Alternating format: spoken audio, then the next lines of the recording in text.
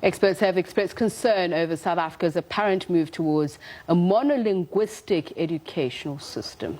They say English is given preference over indigenous languages.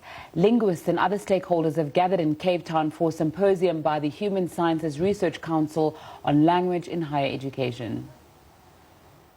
Experts say there has been little to no progress in exploring the use of indigenous languages other than Afrikaans at institutions of higher learning.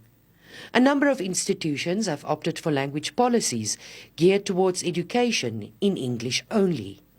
But the University of KwaZulu-Natal is tackling this issue. Its language plan and policy aims to develop isiZulu into a scientific language of teaching and learning by 2030. All language speakers must be afforded an opportunity, a chance, a right to speak in a language that is mother tongue to them. And of course, if they are Afrikaans mother tongue speakers, they should be afforded that chance to speak, learn, research, advance in Afrikaans. Equally, African languages must be afforded the space in the academy to be languages of teaching, learning, research, innovation, science and technology. We have to do that. We are doing that at UKZN for isiZulu. Others say policy implementation has been disappointing over the last 2 decades. A lot more effort should have gone into the language planning process, and I think one of the major problems has been the absence of buy-in, the absence of collective ownership of the planning process from an education perspective, but also from a linguistics perspective, that those two fields really should have come closer together to help build better planning processes.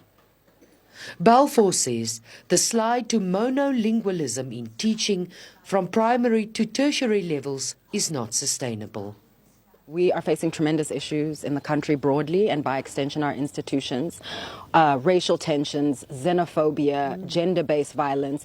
And in the face of those issues, language can often be relegated to the sideline because it doesn't feel as pressing. But I think what we're saying is it is as pressing. We must address all these issues intersectionally at the same time because they're all perpetuating tremendous forms of inequality. Experts say while indigenous languages are not necessarily under threat, much more must be done to develop multilingualism. Mariska Botha, SABC News, Cape Town.